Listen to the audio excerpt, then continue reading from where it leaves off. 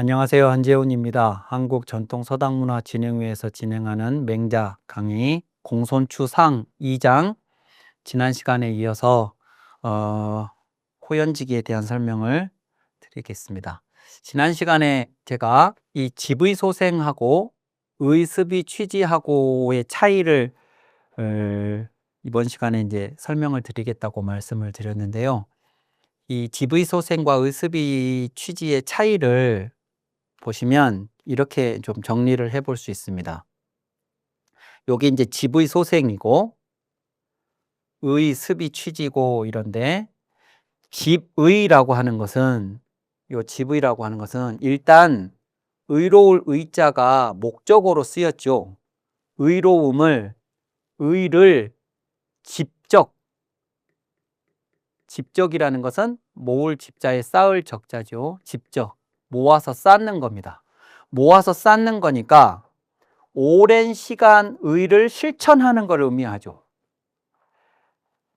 그러니까 호연직이라는 것은 의로움이라는 저것을 오랜 시간을 두고 계속해서 실천해 와서 내 안에 모여서 쌓여야 한다가 집의예요. 집의. 그러면 소생은 뭐냐? 그러면 소생은 생겨나는 것입니다. 자연 발생적으로 그 호연직이라는 것이 생겨난다 이겁니다. 그러니까 집의소생자, 그 말은 호연직이라는 것은 이 의로움을 내가 계속 꾸준히 실천해서 내 안에 모아 쌓음으로써 자연적으로 생겨나는 것이다, 이다. 그겁니다. 그러니까 내가 신경 써야 하는 건 뭡니까? 의로움을 매일매일 실천하는 겁니다. 그게 언제 내 안에 생겨날지 나는 몰라요. 그러니까 내가 그 식물을 하나 씨앗을 화분에 심어도 마찬가지인데 그 화분에 씨앗을 심고 매일매일 필요한 만큼의 양분을 제공을 해주고 그렇게 할 뿐 그것이 언제 싹을 틔울지는 나는 모르는 거죠. 내가 모레쯤 싹이 틔웠으면 좋겠다. 그래서 오늘 막 물을 몽땅 준다. 싹이 썩겠지요. 씨앗이. 그러니까 씨앗이 언제 싹을 틔울지 그것은 여러 가지 조건이 그 안에 있는 씨앗 안에 있는 그 가능성하고 그 여러 가지 주변적 조건들이 맞아서 어느 순간에 알아서 싹을 틔우는 거지. 그 싹을 키우는 나의 의지나 계획대로 그 싹이 나는 게 아닌 거나 마찬가지입니다. 나는 그러니까 매일매일 의로움을 실천할 뿐입니다. 이게 그런 겁니다. 두 번째, 의습이 취지는 뭐냐? 그러면 이게 주어죠. 의가. 저건 목적어였는데. 그러니까 의습이라는 것은 의로움이 습격을 하는 겁니다. 나를. 여기서의 주어는 누구겠냐면 나겠지요. 나. 내가 의를 집적을 하는 겁니다. 매일 실천함으로써. 그런데 내가 평소에 의로움을 실천하기는커녕 의로움에 대해서 전혀 무관심하고 도외시하는 채로 살아가요. 그래서 나는 의로움 자체를 목적으로 하는 어떤 행위도 해본 적이 없어요. 난 그런 삶을 살고 있습니다. 그러니까 어느 날 어쩌다가 내가 의로움을 실천하려고 한 게 아니고 어쩌다가 내 의지와 상관없이 어떤 정의로움에 부합하는 어떤 행위를 했습니다. 내가. 예를 들자면 얘입니다. 나는 지하철을 타거나 버스를 타거나 자리 한번 양보해 본 적이 없는 사람입니다. 그리고 남이 억울한 일을 당했다? 절대로 거기에 개입하지 않습니다. 그런데 어느 날 어쩌다가 우연히 착한 일을 합니다. 내가. 착한 일을 하려고 한 게 아니고 어떻게 상황이 막 그렇게 돼가지고 내가 그냥 착한 상황을 하게 됐어요. 그러면 의로움이 말하자면 나는 의로움을 일부러 챙겨서 하려고 하지 않았는데 그 의로움이라는 어떤 상황이 나를 습격해 온 상황과 같은 것이 된 거죠. 그래서 요 표현은 요 집의와 의습의 이 차이는 집의와 의습의 차이에서 이 의습이 말하고자 하는 바는 내가 의로움을 일부러 찾아서 실천하지 않았는데 어쩌다가 내가 의로운 일을 한번 했다고 그 말을 이렇게 하는 거예요. 그렇게 해서 취지라는 건 뭐냐면 취지는 이 자연 발생적인 거하고 요 취지가 반대인데 그것을 내가 취하는 거죠. 그건 무슨 말이냐 그러면 그것이 나한테 없어요. 없어서 내가 어딘가에 가서 그걸 가지고 오는 게 취할 취자입니다. 취할 취. 그러니까 그것은 강제적으로 취득하는 거예요. 이 강제적이라는 표현은 여기 자연 발생적이라는 표현에 상대적으로 제가 쓴 말입니다. 자, 그러니까 의습이 취지라는 것이 내가 어쩌다가 평소에는 의로움하고 담쌓고 살다가 어느 날 한번 의로운 일을 했다고 그 호연직이라는 걸 어딘가에 가서 가지고 올 수 있는 그런 게 아니다. 그 얘기입니다. 끊임없이 의로움을 내 안에 모아서 쌓음으로써 자연스럽게 발생하는 어떤 것이지 내가 어쩌다가 의로운 일을 한번 했다고 그걸 어디 가서 내가 가지고 올 수 있는 그런 것이 아니다. 그 얘기입니다. 그러니 행유 불겸어 심증 외의니 나의 행위가 나의 마음에 불겸함이 있으면 요 겸자는 만족스럽다라는 겸자입니다. 만족스럽다. 그러니까 내가 어떤 행위를 했는데 그 행위가 내 마음에 만족스럽지 못함이 있어요. 그러니까 양심에 좀 걸리는 그런 거 아니면 찝찝함 그런 거. 그러니까 뭘 해놓고도 내 마음에 막 찝찝하거나 막 아쉬움이 남거나 막 이런 거 그런 것이 있으면 이 기라는 건 움츠러든다. 아까 넷자 지난번에 나왔었죠? 예, 움츠러든다. 굶으면 사람이 굶주리면 이렇게 기가 축 처지는 것처럼 이 호연직이라는 것이 막 이 하늘과 땅을 가득 메우는 것처럼 그렇게 뻗어나가지를 못하고 움츠러들게 돼 있다는 겁니다. 내 행위가 내 마음에 만족스럽지 못한 점이 있으면 그러니 고로왈 그래서 나는 그래서 말하기를 고자 미상지의라 하노니 이기외지야일세니라. 나는 그래서 고자가 미상지의 일찍이 의로움에 대해서 잘 알지 못했다고 내가 말을 하노니 내가 왜 고자가 의로움을 알지 못했다고 말을 하느냐 그러면 이 기외지 그가 그것을 이때 그것은 의로울 자입니다. 요 그는 고자고 이 고자가 이 의로움을 바깥이라고 여겼기 때문이니라. 그러니까 요거 이제 좀 어려운 이야기인데 고자가 이런 말을 했거든요. 인내의외라고. 이는 우리 내면에 있는 것이지만 의는 외부에 있는 것이다. 그렇게 얘기를 했어요. 그렇게. 근데 맹자는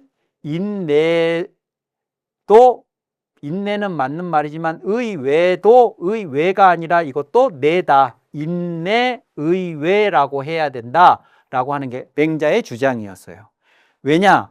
지금 이런 이야기들을 보면 알 수 있다는 거예요. 내가 의로움에서 내 행위가 의로움에서 벗어나가지고 내 마음에 부족함이 있으면 내 기가 위축되는 걸 보면 이 의로움이라는 것이 내 내면의 마음이나 본성하고 상관없이 그냥 외부에 존재하는 어떤 정의로움이라는 게 그런 게 아니고 우리 내부의 본성하고 긴밀하게 연결되어 있는 것이라서 이 인도 내면에 있는 덕목이라고 봐야 한다. 외제적인 규범이나 도덕이나 외제적 도덕이 아니고 우리 안에 내부의 본성으로 부여된 것이라서 우리 몸이 이렇게 반응을 하는 거다. 그래서 그런데 그는 외부의 것이라고, 의로움을 외부의 것이라고 여겼기 때문에 나는 그 사람이 의를 제대로 안 적이 없다고 말을 했다. 그런 얘기입니다. 그래서 호연직이라는 게 의로움이나 도하고 짝을 한다 라고 했을 때 그 짝의 관계가, 코드가 맞다고 표현했던 그 관계가 어떠냐 그랬을 때, 집의 소생이냐 의습이 취지냐, 요것을 분명하게 이해할 필요가 있고, 내 안에 있는 그 의로움을 내가 실천으로 계속 쌓아 나갔을 때 그 의로움이 호연직이라는 형태로 내 안에서 자라나서, 그래서 내가 나 자신한테 당당해지고, 그러한 당당함으로 사람들 앞에 섰을 때, 그때 나는 누구에게도 기가 꿀리지 않고, 그리고 내가 어떤 상황에 놓이더라도 내 마음이 동요하지 않고 이렇게 될 수 있다 하는 얘기를 하고 있는 거죠. 자, 그러면서 이제 그 의로움을 매일매일 실천적으로 내 안에 쌓아서 모아서 쌓아나가는 그 과정에 대한 이야기를 이제 맹자가 추가적으로 이렇게 합니다. 이 이야기도 매우 유명한 이야기인데요. 필유사언이 물정하야 심물망하며 물조장냐하야 무약송인연이여다 이랬습니다. 반드시 이 언자는 이 어자와 지자의 합성어라고 그랬습니다. 그래서 거기에 그것에가 뭐냐면 의로움을 축적한다.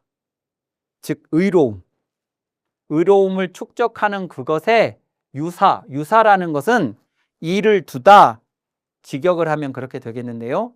이를 두다라는 말이 뭐냐? 그러면 거기에 관심을 갖고 거기에 신경을 쓰고 거기에 힘을 기울이고, 그래서 그 일이 되게 만들고 그 일이 안 되면 걱정을 하고, 이런 것이 유사입니다. 반대로 무사는 뭐겠습니까? 무사? 일이 없다?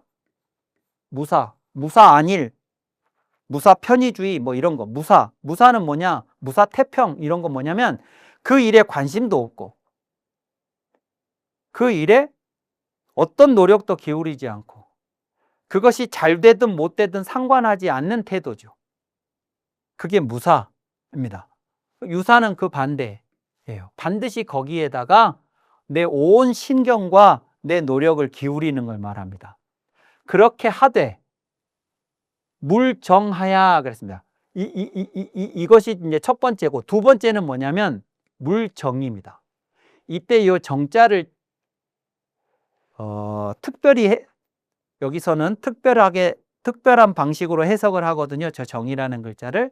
이게 반듯할 정자가 아니고 바를 정자가 아니고 여기는 얘기하다입니다. 얘기하다라는 얘기는 미리 기대하는 겁니다. 미리 기대하는 거. 그러니까 이것이 어떻게 될 거다, 그렇게 되어야 한다 라고 내가 미리 기대하고 그것을 바라고 그것이 될 것이라고 믿는 거예요. 그것이 정자예요, 여기서. 근데 그러지 말아야 된다, 그겁니다. 아까 제가 그 식물을 기르는 것도 말씀을 드렸는데, 씨앗을 심어서 그것이 싹이 나고 그것이 꽃을 피우고 그것이 열매를 맺고, 그것이 내가 심고 가꾸는 것이지만 내 기대와 내 시간에 맞춰서 싹이 나고 꽃이 피고 열매가 맺는 게 아니잖아요. 근데 내가 그것을 기대하고 믿고 이렇게 되면 그 꽃의 상황하고 상관없이 나의 시간표에 따라서 내가 그걸 믿고 그렇게 될 거라고 철석같이 믿고 그걸 기대하고 그러면 그게 안 됐을 때 어떻게 됩니까? 안 됐을 때 그것을 닥달을 합니다. 내 기대대로 안 됐을 때. 그러니까 이제 더 이상 물을 안 줘버린다든가, 내가 이때쯤 꽃을 피울 거라고 생각했는데 꽃이 안 피면 이제 실망을 하게 돼요. 내가 실망을 하고 그것에 대해서 이제 애정을 이제 거두고, 그래서 물도 주지 않고 돌보지도 않고 그러면 그것은 이제 말라 죽죠. 그러니까 반드시 내 신경과 노력을 기울이는 일이 있어야 하겠으나 미리 그것이 어떻게 될 거라는 기대를 갖지는 말아라. 말고 심물망하며 물조장냐야. 마음으로 잊어먹지도 말고 또 물조장, 그것이 자라는 것을 돕지도 말아서 그랬죠. 그러니까 물 주는 것을, 가꾸는 것을 잊어먹지도 말아야 되고, 그렇다고 해서 내가 그것이 성장하는 것을 도와주려고 하지도 마라. 매일 예컨대 물 한 컵씩을 줘야 되는데 내가 물을 2컵을 주면 2배로 빨리 자라지 않을까? 이게 말하자면 조장이에요. 조장. 자라는 걸 돕는 거. 근데 그 자라는 것은 내 기대에 따라서가 아니고 그 자체 식물의 시간표, 성장의 시간표에 따라서 하는 거니까 내가 그것을 도와줄 수가 없어요. 단지 그것이 자라는 데 필요한 것을 제공해주고, 그리고 나는 기다리는 거죠. 그것이 그것의 시간표에 따라서 성장하기를 기다리는 거지, 내가 더 그 선을 넘어서 적극적으로 그걸 도와주려고 하는 것이 바로 조장인데, 그러지 말아야 된다. 그러니까 까먹고 방치해 두서도 안 되고, 혹은 더 적극적으로 도와주려고 하지도 말아라.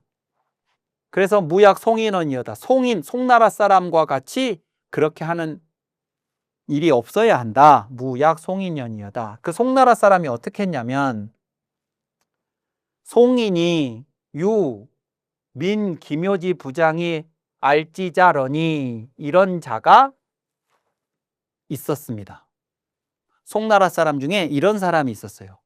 민 김효지 부장이 그 싹이 자라지 않는 것을 안타까워해서 자신의 밭에 곡식에 싹이 안 자라는 것을 안타까워해서 그 싹을 뽑은 자가 있었습니다. 뽑은 자가. 그러니까 우리 집 밭에 싹이 있고 옆집에 이웃집에 밭에 싹이 있는데 같은 곡물을 심었는데 저 집 싹이 더 큰 것 같아요. 우리 집 싹은 안 자라는 것 같아요. 그래서 그게 막 고민이에요, 이 사람이. 그래서 보다가 막 어떻게 했냐, 어느 날 안 되겠다 싶어가지고 그 싹을 1cm씩 이렇게 뽑았습니다. 그 말입니다.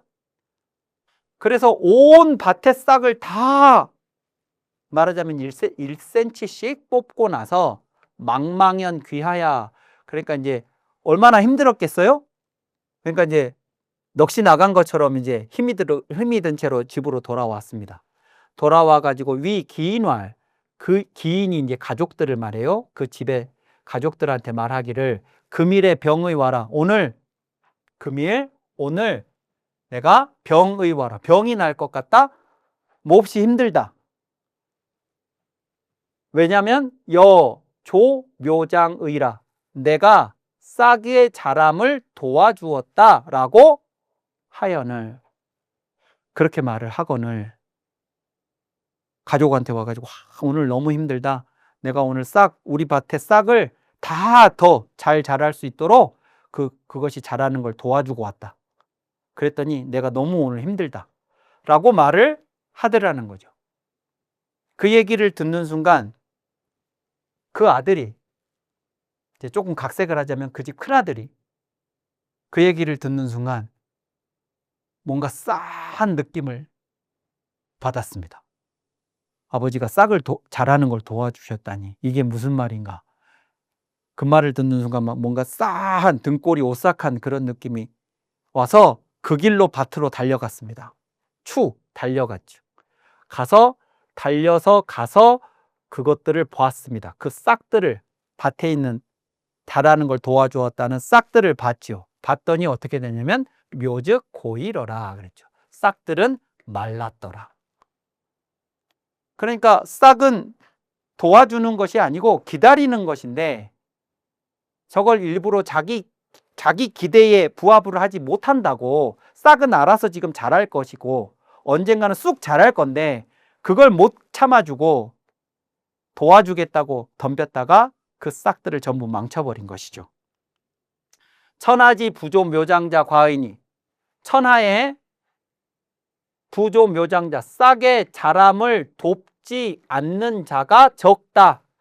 그러니까 이제 실제로 싹을 가서 뽑는 사람은 없어요. 그런데 저건 이제 한 예인 거고, 우리들이 어떤 일을 할 때 저런 식으로 하지 않는 사람이 적다 그겁니다. 뭘 할 때 자기가 그 결과에 대해서 시간을 예정하고 그렇게 되어야 한다고 스스로 믿고 그걸 철석같이 기대하다가 그것이 내 시간대로 안 되면 스스로 풀에 지쳐서 그냥 포기를 해버리거나, 아니면 그것을 내 기대에 일부러 끌어다 맞추려고 하다가 일을 그르치거나, 다 그런 식이라는 거예요. 그래서 싹에 자라는 것을 돕지 않는 자가 적으니, 이위 무익이 사지자는, 내가 그 싹에게 해줄 것이, 보태줄 것이 아무것도 없다고 여겨서 그것을 내버려 두는 자는, 그러니까 싹은 지가 알아서 크는 거지 우리가 해줄 수 있는 건 없어 라고 말을 하는 자는, 그래서 그 싹을 방치해 두는 사람은 불운묘자예요. 싹을 김매주지 않는 자이고, 그러니까 싹이 자라는데 양분이 필요한데 잡초들이 그 양분을 다 빨아가면 싹들이 먹고 성장할 양분이 없으니까 싹이 안 자라겠죠. 내가 싹을 직접 자라게 해줄 수는 없어도 싹이 자라는 걸 방해하는 것들을 제거해 주는 게 김매는 거잖아요. 근데 내가 싹한테 해줄 것은 아무것도 없다고, 무익하다고 여겨서 싹을 김도 안 매주는 사람, 그런 경우, 또는 반대로 조지장자는 그 싹이 그것이 자라는 것을 도와주는 자는 알묘자야니, 싹을 뽑는 자이니, 그러니까 그것이 싹이 아니고 무엇이든 간에 그것이 필요로 하는 시간이 되어야 그것이 성장을 하고 발전을 하고 효과를 나타내는 건데, 그 시간을 기다리지 못하고 내가 도와주겠다고 자라는 것을 덤벼서 뭔가를 막 인위적으로 하려고 하면, 효과를 나타내게 하려고 하면, 그러면 그것은 농사 짓는 사람에 비유하자면 싹을 뽑는 자들이다 이거죠.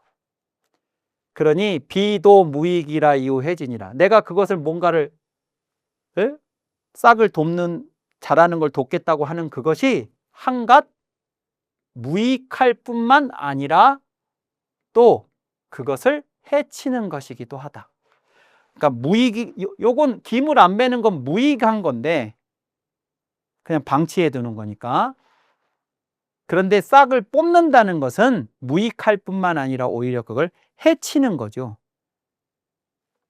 말라 죽게 만드는 것이니까. 그래서 호연지기를 기른다라고 하는 문제가 의로움을 내 안에 축적을 하고 하는 것인데, 그것이 어느 날 갑자기 내가 빠른 효과를 보겠다고 막 덤벼가지고 어떻게 할 수 있는 게 아니고, 그것은 그것의 시간표에 따라서 나타나는 것이고, 나는 매일 해야 하는 거는 뭐냐면 정의롭고 도덕적인 실천으로 하루하루를 그냥 살아가는 것. 잊어먹지 말고 까먹지 말고, 그렇다고 성급하게 도와주려고도 하지 말고 꾸준하게 그렇게 하면 나도 모르는 어느 사이에 내 안에 호연지기가 길러져 있을 것이다, 생겨나 있을 것이다, 그런 이야기입니다. 자, 오늘 강의는 이것으로 마치겠습니다. 감사합니다.